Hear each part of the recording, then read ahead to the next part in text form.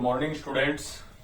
आज अपन mathematical physics में जो टॉपिक करने वाले हैं उसका नाम है बर्नौली प्रमेय, बर्नौली थ्योरम। और इससे पहले अपन कर चुके हैं सातत्य समीकरण, इक्वेशन ऑफ कंटिन्यूटी। ये जो टॉपिक है अपने आप में काफी इंपॉर्टेंट है। बर्नौली थ्योरम है वो आप छोटी क्लासेस से पढ़ते आ रहे हो और एग्जाम में इसका पूछता है कि बर्नौली प्रमेय का कथन लिखकर इसे सिद्ध कीजिए। 5 मार्क्स के अंदर क्वेश्चन आता है, 100% श्योर क्वेश्चन आता है इसका, हर बार एग्जाम में पूछा जाता है। आप अगर प्रीवियस ईयर के क्वेश्चन पेपर उठा के देखोगे तो बर्नौली जो थ्योरम है वो आपको 99% हर एग्जाम में देखने को मिल जाएगी। तो बर्नौली प्रमेय को प्रूफ करने के लिए इसका स्टेटमेंट समझना जरूरी है कि बर्नौली सर जो है वो अपने स्टेटमेंट में क्या कहने की कोशिश करते हैं। फिर 1 बाय 1 अपन स्टेप बाय स्टेप इसको प्रूफ करते हैं। तो देखो इसके लिए क्या है, इसके लिए आपको 3 चीजें ध्यान रखनी है। ये 3 चीजें मैं यहां लिख देता हूं। सबसे पहले आपको ध्यान रखना है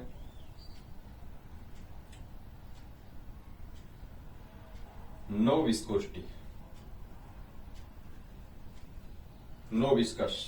सेकेंड पॉइंट इसका है स्ट्रीमलाइन फ्लो।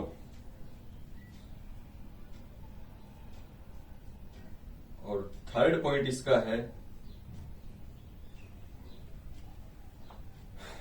नो फ्रिक्शन या फिर इसका कंप्रेशन, नो कंप्रेशन। इस 3 पॉइंट के ऊपर बर्नौली प्रमेय जो है वो आधारित है। अगर अपन इसकी स्टेटमेंट की बात करें,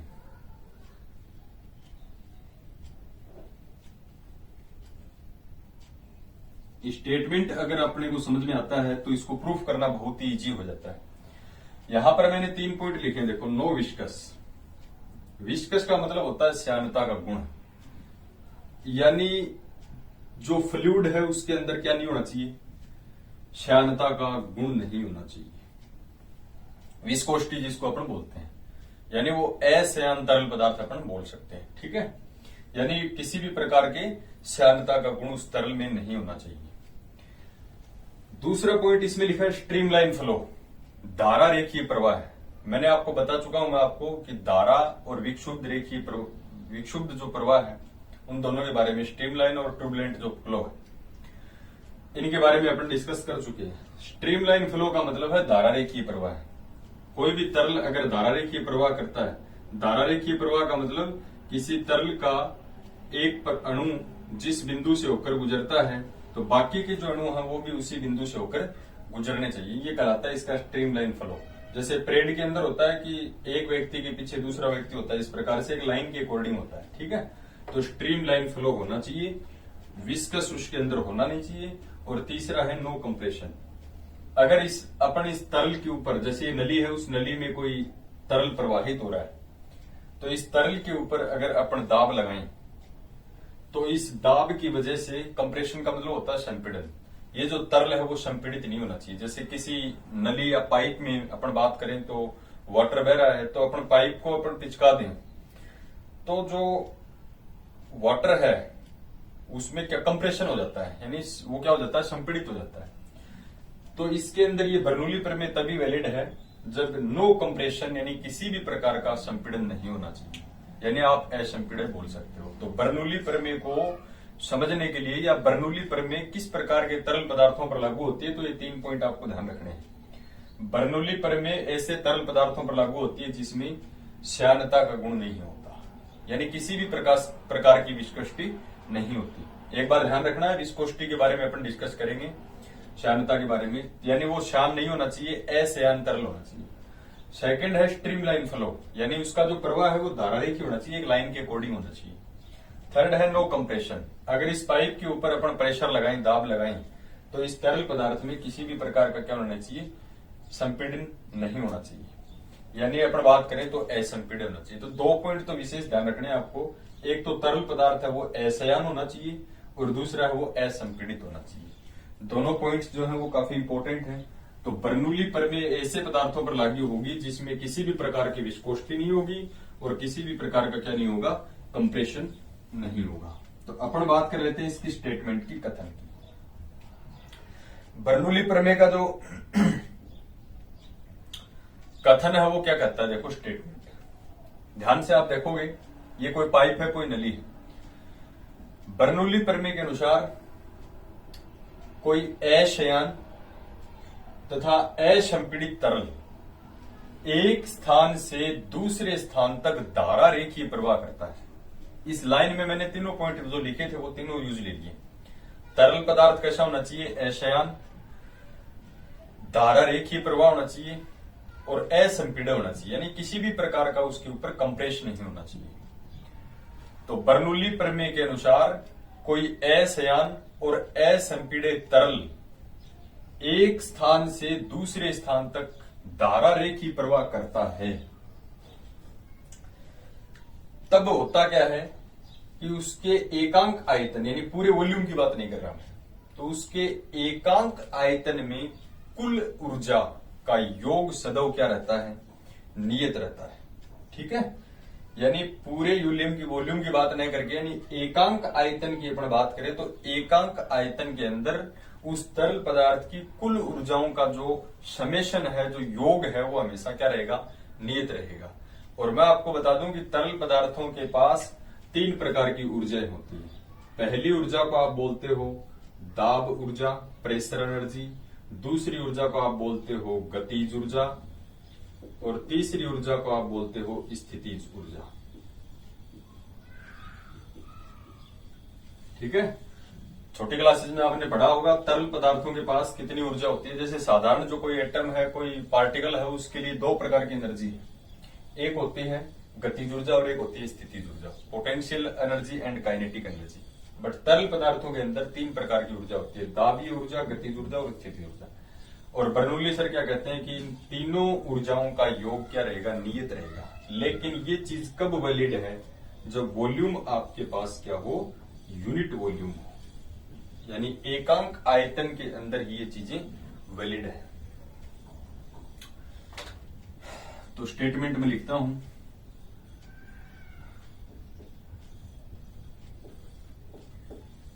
इस प्रमेय के अनुसार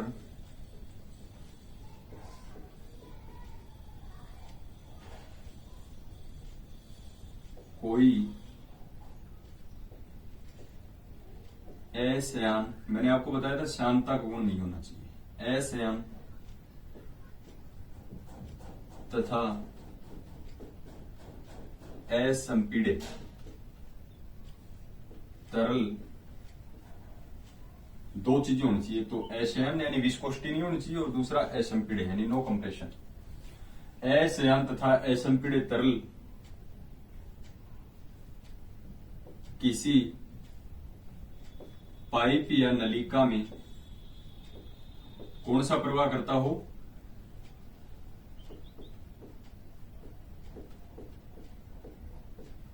धारा रेखीय प्रवाह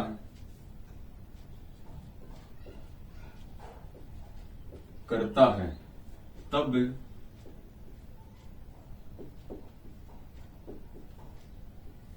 एकांक आयतन में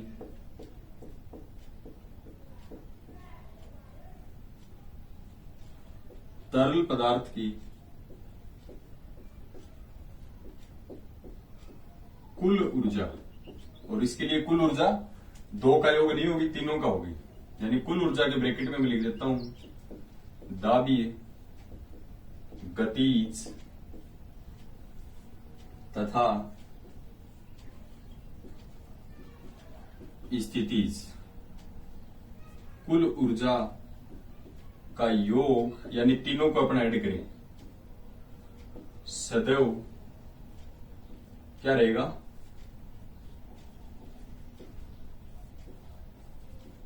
नियत रहता है। Very very important.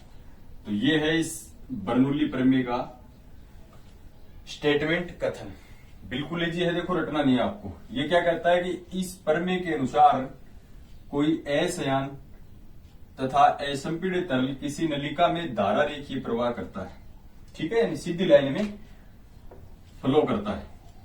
तीन चीजें हैं, असंयान, असंपीड़ित तथा धारा रेखीय प्रवाह। ये तीनों पॉइंट का होना जरूरी है। बर्नौली प्रमेय में किसी भी एक चीज के साथ छेड़खानी आपने कर दी तो बर्नौली प्रमेय है वो वैलिड नहीं रहेगी।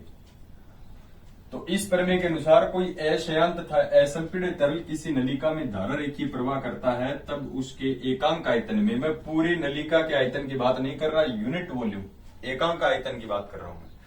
तो एकांक आयतन में तरल पदार्थ की कुल ऊर्जा, और तरल पदार्थ की ऊर्जा तीन प्रकार की ऊर्जा है, दाबी ऊर्जा, गतिज ऊर्जा और स्थितिज ऊर्जा। इन तीनों का जो योग है वो हमेशा क्या रहेगा, नियत रहता है। यानी दाबी ऊर्जा प्लस स्थितिज ऊर्जा प्लस गतिज ऊर्जा, तीनों का योग क्या रहेगा, नियत। अब देखिए बर्नौली प्रमेय को अपन प्रूफ करेंगे। स्टेटमेंट अपने को समझ में आ गया है कि तरल पदार्थ की जो तीनों ऊर्जाएं हैं उनका योग है वो हमेशा क्या रहेगा, नियत रहेगा। यानी दाबीय ऊर्जा, गतिज ऊर्जा और स्थितिज ऊर्जा का जो योग है वो क्या रहेगा, नियत रहेगा। तो इसको बर्नौली प्रमेय को सिद्ध करने के लिए अपन ने एक नली ली है, असमान अनुप्रस्थ काट क्षेत्रफल की नली है, जिसका एक सिरा मोटा है एक सिरा पतला है। तो थ्योरी में आप क्या लिखोगे कि माना असमान अनुप्रस्थ काट क्षेत्रफल की एक नली है जिसके x सिरे का क्षेत्रफल A1 तथा y सिरे का क्षेत्रफल A2 है। क्योंकि x सिरा ज्यादा चौड़ाई का है और y सिरा है वो कम चौड़ाई का है। पृथ्वी के तल से x सिरे की ऊंचाई h1 है तथा y सिरे की ऊंचाई h2 है, ठीक है। तो ये आपको थ्योरी लिखनी है। क्या लिखोगे कि माना असमान अनुप्रस्थ काट क्षेत्रफल की एक नलिका है जिसके x सिरे की का क्षेत्रफल A1 तथा y सिरे का क्षेत्रफल A2 है। पृथ्वी तल से x सिरे की ऊंचाई h1 तथा y सिरे की ऊंचाई क्या है, h2 है। अब देखो द्रव्य जो है वो x सिरे में प्रवेश करता है तथा y सिरे से बाहर निकलता है। यानी इसका जो फ्लो है वो इस साइड है, x टू y है, यानी x टू y डायरेक्शन में इसका क्या है, फ्लो है। तो सबसे पहले अपन बात करते हैं कि नली के x सिरे में प्रवेश करने वाले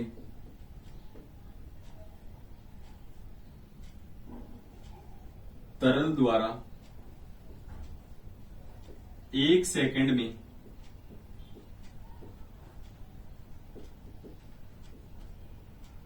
तय की गई दूरी v1। कैसे, क्योंकि दूरी निकालते हैं पर चाल गुणा समय। तो चाल कितनी है, x सिरे पर v1 गुणा समय t है, तो t समय अपन ने लिया 1 सेकंड, तो वो एक गुणा में लिखने की जरूरत नहीं है। तय की गई दूरी v1 तथा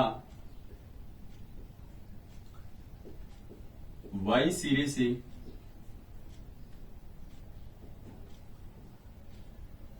बाहर निकलने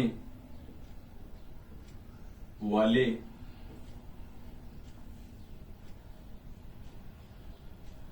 तरल द्वारा 1 सेकंड में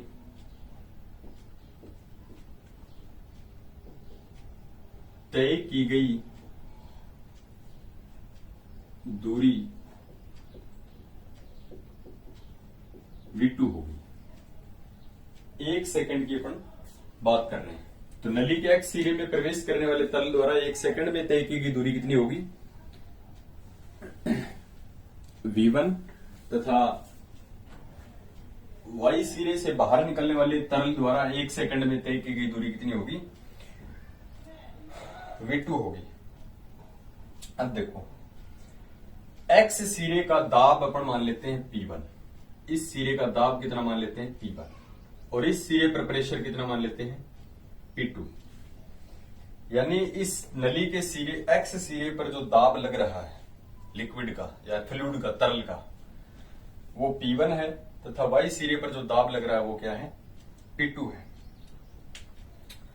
तो x सिरे पर लगने वाले दाब P1 के कारण नली में प्रवेश करने वाला जो द्रव है, क्योंकि x सिरे से प्रवेश करेगा तो नली में प्रवेश करने वाले द्रव द्वारा किया गया कार्य, ठीक है, या द्रव पर किया गया कार्य। तो सबसे पहले अपन बात कर लेते हैं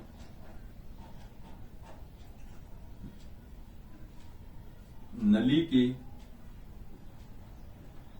सिरे x पर दाब P1 के कारण तरल या द्रव पर किया गया कार्य। जब दाब हो तो कार्य कैसे निकालते हो, क्योंकि दाब बराबर क्या होता है, बल बटा क्षेत्रफल। तो कार्य बराबर क्या होता है, बल गुणा विस्थापन। तो जनरली यहां पर मैं लिख देता हूं, कार्य निकालना है तो कार्य बराबर क्या होता है, बल गुणा विस्थापन।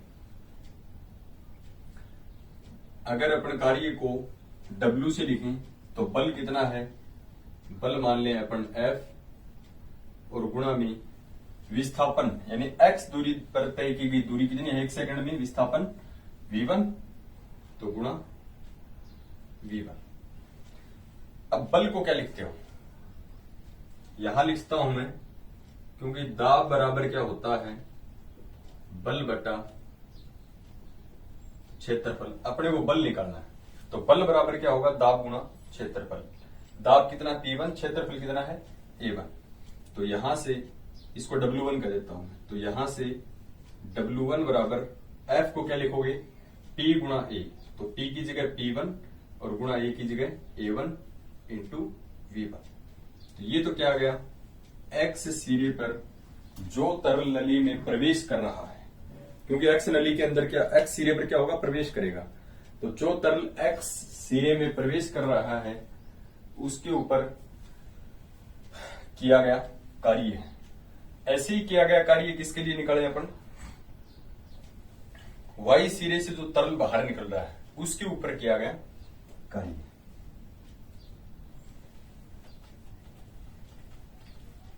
प्रूफ है इसका बिल्कुल इजी है, अपने को तीनों ऊर्जाओं का योग है वो कांस्टेंट प्रूफ करना है।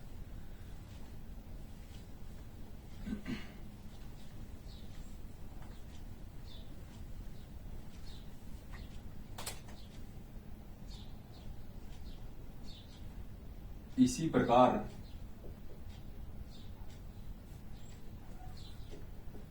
y सिरे से निर्गत यानी निकलने वाला निर्गत तरल पर दाब कितना है, P2 द्वारा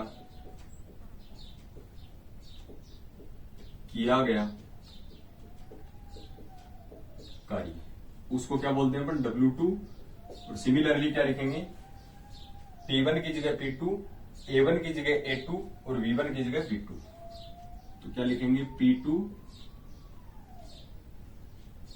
और A1 की जगह A2 और V1 की जगह V2। तो ये है x सिरे से या सॉरी y सिरे से जो द्रव्य बाहर निकलता है उसके ऊपर किया गया कार्य। तो किया गया कुल कार्य निकालें। ये कार्य यहां वर्क निकाल लिया अपन ने और यहां का वर्क निकाल लिया। किया गया कुल कार्य x सिरे पर निकाल लिया और y सिरे पर निकाल लिया। अब किया गया कुल कार्य अपन निकालें। अतः तरल पर किया गया कुल कार्य। अब कुल कार्य के लिए W1 प्लस W2 नहीं करोगे। एक सिरे से प्रवेश करता है, एक सिरे से बाहर निकलता है। तो एक सिरे के ऊपर आपको लिक्विड को पॉजिटिव मानना है, एक पर नेगेटिव मानना है। तो W1 को अगर पॉजिटिव माने तो W2 को क्या मानना पड़ेगा, नेगेटिव। किया गया कुल कार्य इस प्रकार से निकलेगा डायरेक्शन की वजह से, एक सिरे में प्रवेश करता है दूसरे सिरे में बाहर निकलता है। तो W1 का मान कितना है P1 A1 V1, फिर माइनस W2 का मान कितना है P2 A2 और V2। This is equation number first. ये अपनी है समीकरण नंबर 1। अब देखो इसके बाद में अपन डिस्कस कर लेते हैं कि अपन ने पढ़ा है एक सातत्य समीकरण, और उस सातत्य समीकरण इक्वेशन ऑफ कंटिन्यूटी जो है, इससे जस्ट पहले लेक्चर में अपन ने पढ़ा है, वो क्या होते हैं कि इस सिरे पर क्षेत्रफल A1 और इस सिरे पर क्षेत्र वेग V1, इस सिरे का क्षेत्रफल A2, इस सिरे का वेग V2, दोनों इक्वल होते हैं और दोनों ही क्या होते हैं, एक कांस्टेंट के इक्वल होते हैं। तो यहां पर अपन यूज करें इक्वेशन ऑफ कॉन्टिन्यूटी का। Now using equation of continuity, सातत्य समीकरण का उपयोग करने पर, और वो क्या होते हैं A1 V1 बराबर होता है किसके A2 V2, और ये चीज क्या है क्षेत्रफल गुणा दूरी है, आयतन है, आयतन बराबर होता है घनत्व बटा द्रव्यमान। तो इसको लिखता हूं घनत्व रो और बटा द्रव्यमान। इसको अपन क्या लिखते हैं, सॉरी द्रव्यमान बटा घनत्व M अपॉन रो, क्योंकि घनत्व बराबर होता है द्रव्यमान बटा आयतन। तो ये जो चीज है क्षेत्रफल गुणा दूरी, क्षेत्रफल गुणा दूरी, क्षेत्रफल में दो चीज आ गई, लंबाई गुणा चौड़ाई गुणा दूरी, तीन चीजों का गुणनफल है, तो ये आयतन है। तो आयतन बराबर होता है द्रव्यमान बटा घनत्व, क्योंकि घनत्व बराबर होता है द्रव्यमान बटा आयतन। तो इसको दे देते हैं अपनी इक्वेशन नंबर 2। तो इसके बाद में क्या है कि समीकरण 2 है, देखो A1 V1 को मैं M बट्टा रो लिख सकता हूं, A2 V2 को मैं क्या लिखता हूं M बट्टा रो लिख सकता हूं। तो इसका यूज अपन इक्वेशन नंबर फर्स्ट में करेंगे तो किया गया कुल कार्य आ जाएगा, ठीक है। तो equation then equation first implies W बराबर P1 ऐसा कैसा, A1 V1 को क्या लिखूंगा मैं, A1 V1 को M अपॉन रो, माइनस P2 ऐसा का ऐसा, A2 V2 को क्या लिखता हूं मैं, A2 V2 को M अपॉन रो, ठीक है। और दोनों में कॉमन क्या आ रहा है M अपॉन रो, तो अंदर क्या बचेगा P1 माइनस P2, तो अंदर बचेगा P1 माइनस P2 और ये M बाई रो। इसको दे देते हैं अपनी इक्वेशन नंबर 3 दे देते हैं, ठीक है। तो ये आ गया दाब के द्वारा किया गया कार्य। अपने को कितनी ऊर्जा निकालनी है, क्यों कार्य क्यों निकाल रहे हैं अपन, क्योंकि एनर्जी निकालनी है, एनर्जी ही वर्क है। तो ये है तो दाब के P1 और P2 के कारण किया गया कार्य, यानी दाबी ऊर्जा आ गई P1 minus P2 into M upon रो। अब अपने को निकालने गतिज ऊर्जा, उसके बाद स्टेप बाय स्टेप अपन निकालेंगे स्थितिज ऊर्जा। तीनों को ऐड करें तो वो एक कांस्टेंट आपको मिलना चाहिए, ठीक है। तो समीकरण 3 को आप ध्यान में रखिएगा कि दाबी ऊर्जा कितनी आई, P1 minus P2 M upon रो। उसके बाद में अपन देखते हैं गतिज ऊर्जा, काइनेटिक एनर्जी। गतिज ऊर्जा आपको पता है फॉर्मूला क्या होता है, हाफ mv स्क्वायर।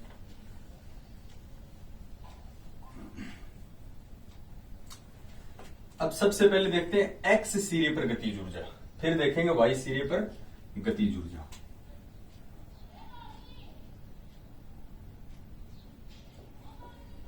नली के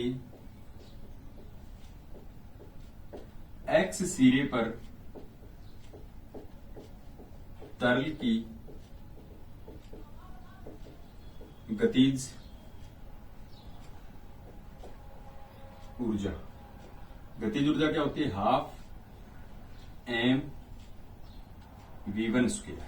V1 स्क्वायर क्योंकि एक्स स्क्वायर के ऊपर वेग क्या है V1 स्क्वायर, तथा वाई सिरे पर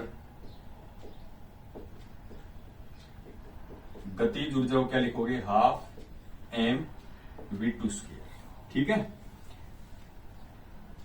अब देखो इस गतिज ऊर्जा में वृद्धि होगी या कमी होगी, ये इंपॉर्टेंट फैक्ट है। यहां नली का जो शिरा है वो चौड़ा है। चौड़ी नली के अंदर मैंने आपको बताया था कि कोई तरल बहता है तो उसकी स्पीड कम होती है, और पतली नली के अंदर उसकी स्पीड ज्यादा होती है क्योंकि प्रेशर ज्यादा होती है पतली नली के अंदर। तो यहां गतिज ऊर्जा कम है, यहां ज्यादा है, तो गतिज ऊर्जा में वृद्धि हुई है। और वो गतिज ऊर्जा में वृद्धि कैसे निकालोगे, यहां पर काइनेटिक एनर्जी ज्यादा है, यहां पर कम है, तो ज्यादा में से कम वाले को घटा दोगे। ठीक है। अतः गतिज ऊर्जा में वृद्धि, और गतिज ऊर्जा में वृद्धि कैसे निकालोगे, y सिरे पर गतिज ऊर्जा कितनी है, हाफ mv², और माइनस कर दोगे इसमें x सिरे पर गतिज ऊर्जा कितनी है, half mv²। Finally we get half m common आ रहा है दोनों में, half mv² minus v², minus v²। ठीक है। ये आ गई है इसकी गतिज ऊर्जा। अब अपने पास एक एनर्जी और बची है, पोटेंशियल एनर्जी, यानी स्थितिज ऊर्जा की अपन बात और कर लेते हैं। ठीक है। इसको मैं मिटा देता हूं, इसकी जरूरत पड़ेगी। ये दाबी ऊर्जा है, ये गतिज ऊर्जा आ गई, इसको देता हूं समीकरण नंबर 4। अब अपन बात कर लेते हैं स्थितिज ऊर्जा। h हाइट के ऊपर स्थितिज ऊर्जा पोटेंशियल एनर्जी का फॉर्मूला होता है mgh। तो x सिरे पर स्थितिज ऊर्जा क्या आएगी, mgh1, y सिरे पर स्थितिज ऊर्जा क्या आएगी, mgh2। यहां पर स्थितिज ऊर्जा के अंदर क्या होगी, कमी होगी, और वो स्थितिज ऊर्जा में कमी किस प्रकार से होगी वो भी अपने को निकालनी है। तो सबसे पहले अपन चेक कर लेते हैं,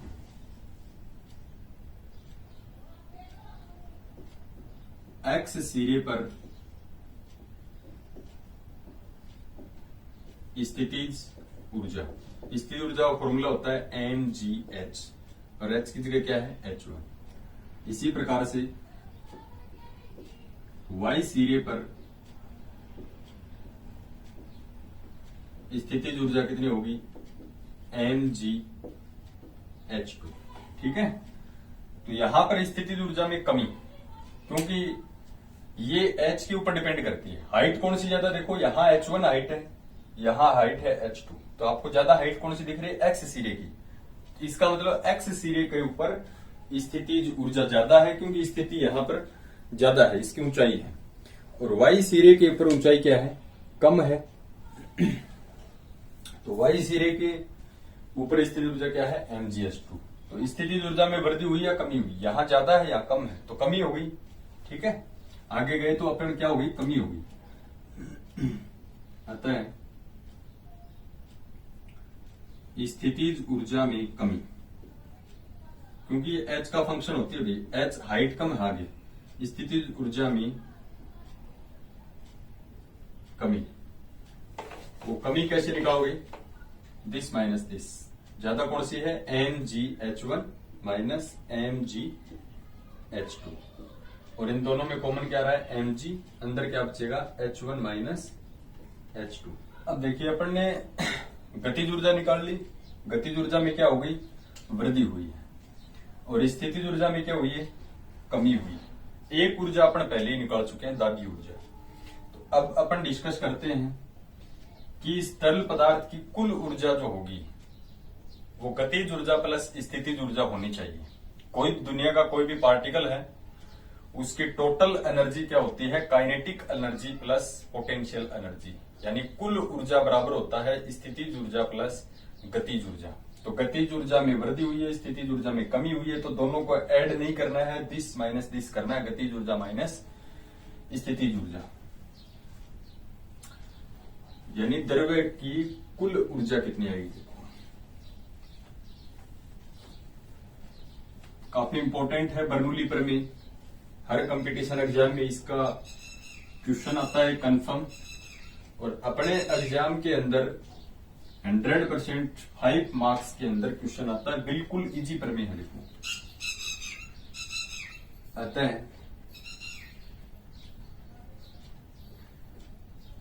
तरल की कुल ऊर्जा बराबर, दोनों को ऐड नहीं करना है, एक ऊर्जा में वृद्धि हो रही है, दूसरी ऊर्जा में कमी हो रही है। तो गतिज ऊर्जा प्लस न करके क्या करोगे, माइनस करोगे स्थितिज ऊर्जा। गतिज ऊर्जा कितनी आई थी अपनी, half M v2 square minus v1 square, यहां की ज्यादा थी ना v2 वाली, माइनस स्थितिज ऊर्जा यहां की ज्यादा है, तो क्या आई थी एम जी, अंदर क्या आया था h1 माइनस h2, समीकरण नंबर 5। यह है अपने तरल पदार्थ की कुल ऊर्जा। अब लिक्विड के अंदर क्या होता है, तरल पदार्थों के अंदर क्या होता है, फ्लूइड्स के अंदर, कि दाब द्वारा किया गया, संतुलन की अवस्था में है, इन इक्विलिब्रियम कंडीशन, दाब के द्वारा किया गया कार्य जो है वो उसकी कुल ऊर्जा की क्या होता है, बराबर होता है। ये आपने छोटी क्लासेस में पढ़ा होगा। तो यहां मैं लिख देता हूं कि तरल पदार्थ पर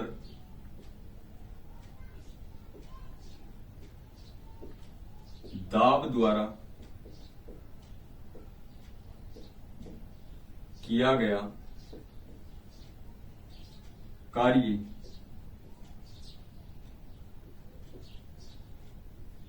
उसके कुल ऊर्जा के बराबर होना चाहिए। वेरी वेरी इंपॉर्टेंट लाइन, ठीक है।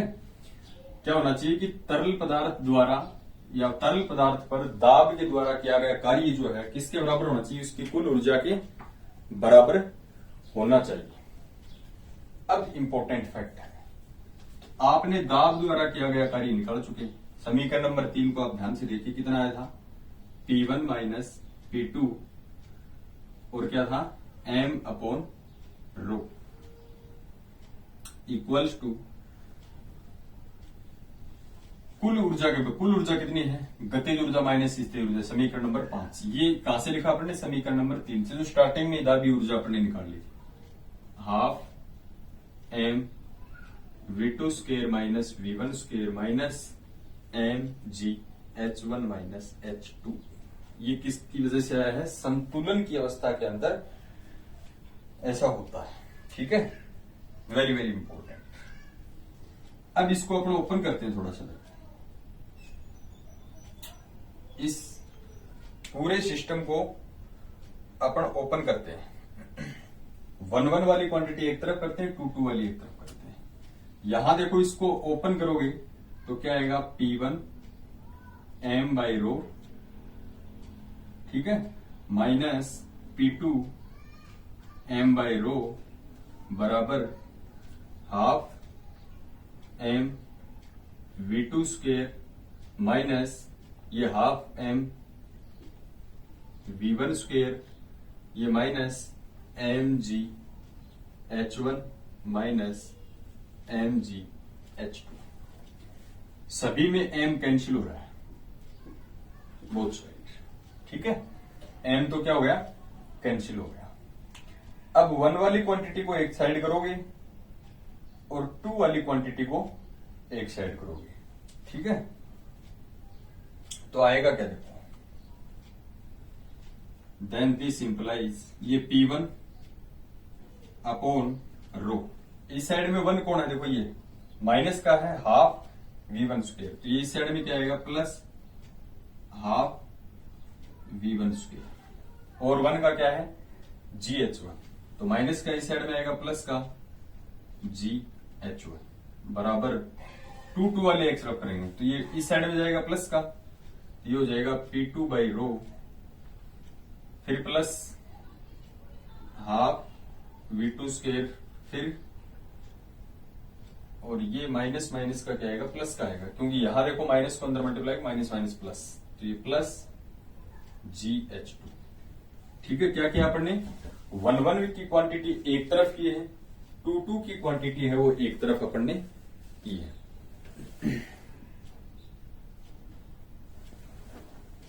अब थोड़ा सा इसको और सोल्व कर लेते हैं। देखो